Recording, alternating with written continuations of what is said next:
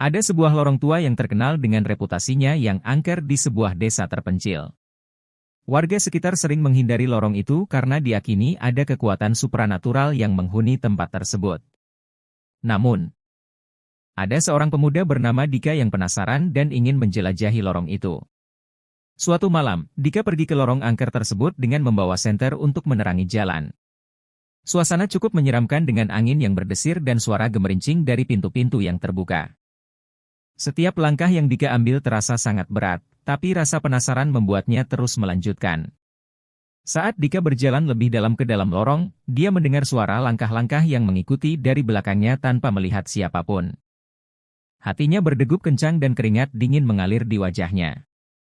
Namun, dia tidak ingin menunjukkan ketakutannya dan memutuskan untuk melanjutkan perjalanan. Tiba-tiba, senter yang dibawanya mati secara tiba-tiba, meninggalkannya dalam kegelapan total. Dika meraba-raba dinding lorong dengan harapan menemukan jalan keluar. Namun, ia terjatuh dan terperangkap di dalam beberapa lembar tali yang menghalangi jalannya.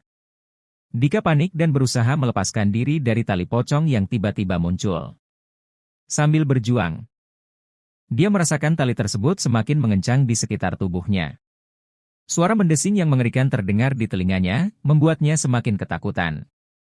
Dalam keputusasaan, Dika berteriak memohon pertolongan. Tiba-tiba, cahaya terang menerangi lorong tersebut dan tali pocong menghilang begitu saja. Dika melihat seorang tua muncul di ujung lorong dengan senyuman lembut. Ternyata, dia adalah penunggu lorong yang ingin menguji keberanian Dika. Dika berjalan perlahan di lorong yang gelap, dengan senternya sebagai satu-satunya sumber cahaya. Setiap langkahnya dipenuhi dengan rasa cemas ketika dia mendengar suara-suara aneh di sekitarnya.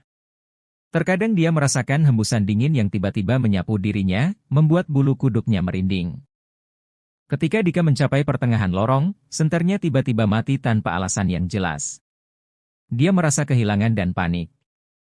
Tapi, tiba-tiba cahaya redup muncul dari ujung lorong dan memperlihatkan bayangan sosok menyeramkan dengan mata merah yang memancarkan kegelapan. Dika berusaha keras untuk tetap tenang dan melanjutkan perjalanan.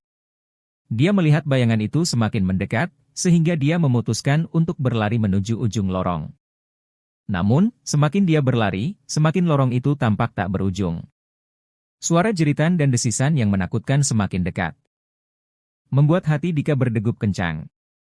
Akhirnya, setelah melewati beberapa gang sempit, Dika melihat cahaya terang di ujung lorong.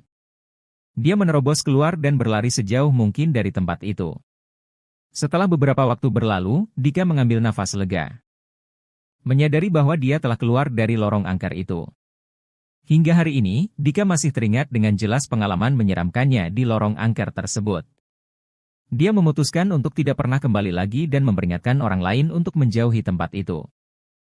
Cerita ini mengingatkan kita bahwa ada tempat-tempat di dunia ini yang mungkin memiliki aura atau energi negatif yang dapat mempengaruhi pengalaman kita. Terkadang lebih baik menghormati dan menghindari tempat-tempat yang diyakini angker, demi keselamatan dan ketenangan pikiran kita.